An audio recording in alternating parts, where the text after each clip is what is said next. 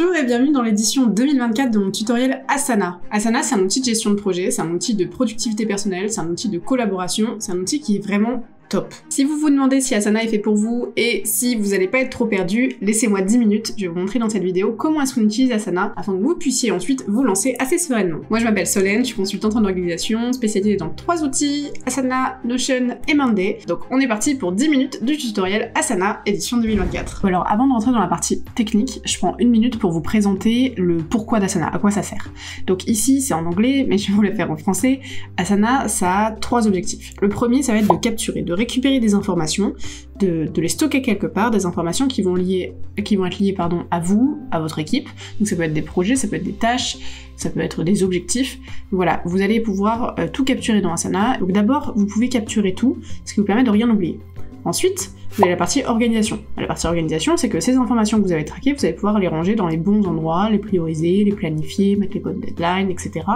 De sorte à ce que vous ayez des projets qui soient vraiment très clairs et organisés, et que chacun sache quoi faire. Et ensuite, le troisième objectif, c'est de traquer tout ça, parce qu'une fois qu'on a mis toutes les informations, c'est bien beau, mais après il faut exécuter. Il faut voir quels sont les résultats. Alors, on va rentrer dans l'outil, mais avant, regardons un peu l'organisation. Donc l'organisation de l'outil, c'est une entreprise d'abord, la vôtre. Ensuite, vous avez des équipes dans lesquelles vous rangez des projets, et ces projets vont avoir des tâches, potentiellement des sous-tâches. Donc, à quoi ça ressemble dans l'outil? On est parti. Eh bien, bienvenue dans Asana. Donc, vous allez avoir sur la gauche un accueil. Donc, l'accueil ici avec vos tâches à venir, les projets sur lesquels vous travaillez, les personnes avec qui vous travaillez, et ensuite, vous pouvez ajouter d'autres widgets, mais on verra ça dans le second temps. Donc vous avez ici 1, 2, 3, accueil, mes tâches, boîte de réception, des éléments qui sont transverses à tous les projets.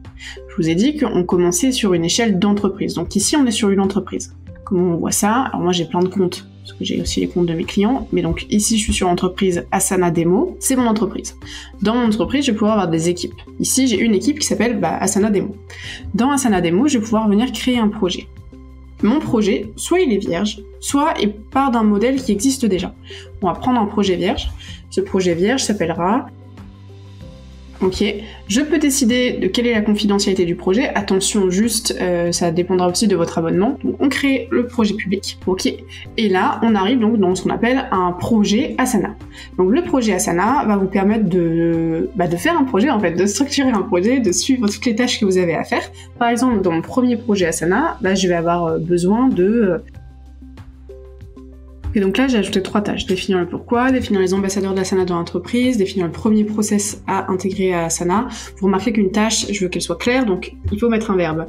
Ensuite, l'objectif de cet Asana, à la différence d'un post-it, c'est que là, ça va être actionnable, parce que notamment, on va pouvoir mettre des responsables. Donc définir le pourquoi, ça va être moi, ici, ça va être moi aussi, et ici, ça va être cette personne. Ok, et je vais pouvoir définir une échéance. Donc l'échéance, là, ce serait par exemple vendredi 5, ensuite ce serait mardi 9, et ensuite ce serait jeudi 11, par exemple. Donc ça, c'est les fonctionnalités de base. Pour votre information, le petit chrono que vous voyez là, normalement vous l'avez pas dans Asana, parce que j'ai l'intégration avec Toggle, qui est un outil de tracking du temps. Et donc, quand vous arrivez sur Asana, vous n'avez pas ça. Si vous avez plein de tâches, moi je vous conseille de les mettre dans des sections. Donc les sections, ce serait par exemple premier pas sur Asana. Ok, hop, je vais pouvoir venir mettre mes tâches ici, et ensuite je pourrais mettre formation des équipes, je pourrais mettre former les... Voilà, former l'équipe RH, marketing et vente. Et donc qui est en charge? Disons que voilà, c'est moi, hop, et ça par contre, on va dire que c'est prévu pour... le 18 janvier, sauf le dernier qui est prévu pour le 23 janvier. Voilà, par exemple. Donc ça, c'est les fonctionnalités de base. J'ai mes sections, j'ai mes tâches. Et tout l'intérêt de cet outil, c'est qu'en plus de pouvoir identifier les personnes et les dates, puisque pour moi, l'objectif principal de cet outil, c'est de savoir qui fait quoi, quand. Donc qui, c'est le responsable. Quand, c'est le nom de la tâche. Et quand, c'est l'échéance. Donc ça, c'est l'aspect principal. Dans le on a définir le pourquoi là. Mais moi, si je vous attribue cette tâche, vous savez pas forcément ce que c'est. Donc vous allez pouvoir ouvrir la tâche et mettre une description. Sur votre Excel, ça serait peut-être un commentaire. Là, vous pouvez mettre une description. Définir le pourquoi, c'est... Qui sera sur cet outil? Allons-nous partager au client? Qu'est-ce que ça apportera à l'expérience client, par exemple. Donc là, je vais pouvoir mettre une description.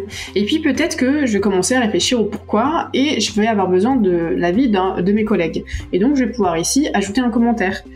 Voici le lien vers mon pourquoi. Là, je peux ajouter le lien vers un Google Drive, par exemple. Hop, pour l'exemple, je vais le faire. J'ai ajouté donc un lien vers le Drive. Je vais pouvoir taguer quelqu'un. Qu'en penses-tu? Donc j'ai tagué cette personne-là, là, j'ai mis un arrobase, cet utilisateur qui est donc un utilisateur test. Et donc maintenant que je vais pouvoir commenter cette tâche, hop, cette personne va recevoir une notification pour répondre en fait à ma demande. Qu'en penses-tu? Donc l'intérêt d'un outil comme Asana, c'est d'organiser tes projets, définir des dates, des personnes et des choses à faire. 2, c'est de mieux collaborer. On oublie les mails, on oublie les Slack, on oublie les WhatsApp. Pour ce qui est professionnel, tout ce qui est lié au projet, ça se passe dans Asana. J'ai une tâche à faire avec Spurti, et Spurti va m'aider à faire cette tâche, et donc toute la communication qu'on va avoir ensemble, ça va se passer dans Asana. Et Spurti va recevoir ici, dans sa boîte de réception, une notification pour lui montrer qu'il s'est passé quelque chose. Vous avez ici une vue liste, mais vous avez aussi une vue tableau, si vous préférez. Hop, celle-là je la supprime. Donc en mode Kanban, vous pouvez avoir affaire en cours terminé. Vous pouvez avoir une vue chronologique aussi, qui est assez intéressante. Donc ici, je vais bien avoir mes tâches par section, rangées par section comme ça. Je pourrais choisir de les colorer par une autre couleur que... Là, il n'y a pas de couleur. Une autre couleur. Si mes tâches duraient plus longtemps, par exemple, définir le pourquoi, c'est pas une date, mais ça dure une semaine, je peux décaler dans le temps et je vois un peu ce qui se passe après. Et d'ailleurs, définir le pourquoi, peut-être qu'il est lié à définir les ambassadeurs, et donc je pourrais ajouter une échéance ici, une dépendance, avec définir le pourquoi, hop, et je vois donc ici, il y a une dépendance entre les deux. Et donc je peux faire ça partout. Ensuite, on a une vue calendrier, donc une vue calendrier soit en semaine, soit, hop, par mois, voilà, et je vois tout ce que j'ai à faire. Encore une fois, je peux colorer. Alors par quoi je peux colorer? On va prendre par urgence. Donc ici, je vais ajouter un nouveau champ par priorité. Tiens, un champ qui existe déjà. Priorité, ça c'est élevé, ça c'est élevé, ça c'est moyen. Ok, je vais dans mon calendrier et je peux colorer. Donc, je vais reprendre un affichage par mois. Je peux enregistrer ici mon option d'affichage et je peux colorer par priorité. Ensuite, il y a l'aspect processus. Donc processus, c'est un niveau un peu au-dessus. Pour les 10 minutes du début, on va pas passer trop de temps dessus, mais ça va être la définition de tout ce qui vous permet de faire venir une tâche dans votre projet et ensuite la faire vivre dans ce projet. Vous avez le tableau de bord, donc qui va vous permettre ici de suivre les tâches qui sont terminées, celles qui ne le sont pas. Petit test, définir le pourquoi on dit qu'il est terminé. Dans le tableau de bord, on va voir qu'il y a une tâche qui est terminée. Il faut juste laisser un peu le temps à l'outil. Hop, tâches non terminées, tâches en retard, tâches totales. Ici, on va pouvoir avoir des vues par nombre de tâches pas terminées. On va pouvoir avoir des vues par responsable. Enfin, on peut avoir pas mal de choses qui sont assez intéressantes. Je vais recharger. Voilà, je vois bien ma tâche qui est terminée ici. Et donc, je peux avoir plein de projets comme ça. Et tout l'avantage d'un Asana, et d'ailleurs, je vais vous faire, juste pour la démo, je vais faire un autre projet. Hop, ici, je vais créer un nouveau projet à partir d'un modèle. Alors, plutôt les modèles d'Asana. Hop. Ordre du jour de réunion, j'utilise ce modèle-là, public, ok. Dans ce projet Asana, je vais pouvoir m'ajouter en responsable de cette tâche, ici, et l'échéance c'est à demain. Et donc je disais, tout l'intérêt de ce genre d'outil, hop, on va mettre orange, c'est de pouvoir avoir une vision globale de tous les projets qui sont en cours, et ça se passe au meilleur endroit du monde sur Asana, au meilleur endroit d'Asana plutôt, ça va être mes tâches. Donc mes tâches, c'est tout ce qui vous est attribué. Et c'est là que ça fait une grande différence. Que vous soyez seul ou que vous soyez à plusieurs, a priori vous travaillez jamais sur un seul projet. Donc vous avez besoin d'avoir un endroit qui centralise tout ce que vous êtes en train de faire. Ça c'est mes tâches dans Asana. Mes tâches, ça peut être en mode liste, ça peut être en mode tableau, et là le tableau c'est à vous de l'organiser. Donc ça pourrait être demain, cette semaine, enfin c'est à vous d'organiser vos projets. Personnellement j'aime beaucoup la vue calendrier ici, et sur la vue calendrier je vais pouvoir voir mes tâches semaine par semaine, avec un code couleur qui correspond aux couleurs du projet. Et donc je peux me focus juste sur ce que j'ai à faire pour la journée. Il y a des choses qui évoluent avec Asana. Récemment par exemple, on a la possibilité de filtrer plusieurs éléments dans mes tâches. Donc par exemple, je peux ne vouloir voir que les tâches qui ne sont pas terminées et en plus les tâches qui ont été créées par moi. Bon, alors là, elles y seront toutes, mais c'est possible aussi que vous ayez d'autres personnes qui, votre N+1 qui vous crée des tâches, vous voulez voir que celle-ci, enfin, vous pouvez filtrer. Vous pouvez regrouper par section comme vous le souhaitez, hein. Voilà, vous pouvez faire un petit peu tout ce que vous voulez, et ça, c'est vraiment génial. Et la boîte de réception, donc qui est le troisième élément transverse dont j'ai parlé tout à l'heure, ça va vous permettre de récupérer toutes les notifications des autres personnes, vous attribuez une tâche à quelqu'un, et cette personne-là va recevoir une notification, elle vous attribue une tâche, vous allez recevoir une notification. On est comme sur un réseau social assez classique. Et ensuite, si vous voulez passer au niveau d'au-dessus, alors là, il y a les portefeuilles, les objectifs et les rapports. Juste assez rapidement, puisqu'on rentre dans un niveau un peu plus complexe. Les portefeuilles, ça va vous permettre d'avoir une vision un peu macro sur plusieurs projets. Donc là, je fais un nouveau portefeuille test que je rends public, dans lequel je vais venir mettre, donc un portefeuille de projet, hein. Je vais venir mettre, le projet ordre du jour réunion et le projet premier projet Asana. Je vais pouvoir suivre les statuts. Donc là, par exemple, je vais mettre à jour mon statut et l'ordre du jour de la réunion, je veux dire que c'est un projet qui est à risque. Vous avez donc le statut de vos projets, la progression des tâches par rapport aux tâches finales, la date d'échéance de ce projet, la priorité de ce projet, le propriétaire, et vous pouvez ajouter aussi d'autres champs. Donc ça, c'est une vision assez macro, dans laquelle vous pouvez aussi suivre la charge de travail de vos équipes. Ça, c'est vraiment top. Avoir le tableau de bord que je vous ai montré sur les tableaux, là, du coup, ce sera un tableau de bord plus global, hein, pas que sur un tableau, mais sur tous les tableaux en cours.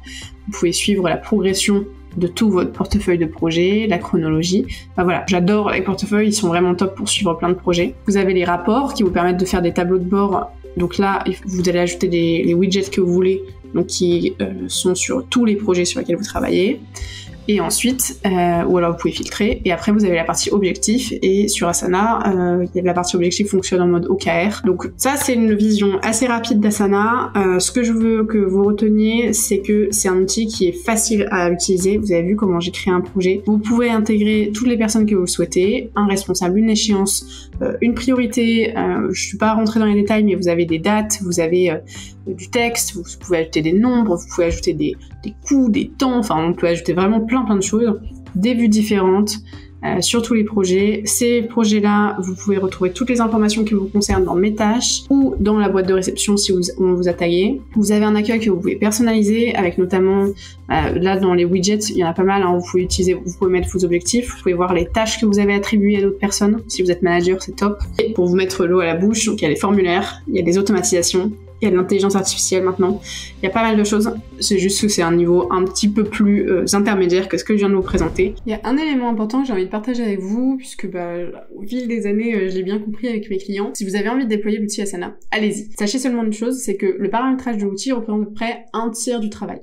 Vous avez un tiers pour définir ce que vous allez mettre dedans, et ça, il faudra bien mettre au propre tous vos process. Un tiers de paramétrage, mais ensuite vous avez aussi un tiers de temps dédié au changement, à la gestion du changement, à la formation des équipes, etc. Donc ça, il faut pas le négliger. Quand vous mettez en place un outil, pensez bien à ces trois parties-là, qui sont des gros morceaux. Il n'y a pas que le paramétrage de l'outil, il n'y a pas que la partie technique, il y a aussi la partie managériale et la partie organisationnelle. Si vous avez besoin d'aide là-dessus, évidemment, vous pouvez me contacter. Et autrement, si cette vidéo vous a fait envie et que vous avez envie de mettre en place Asana, eh bien, je vous souhaite le meilleur dans cette superbe aventure.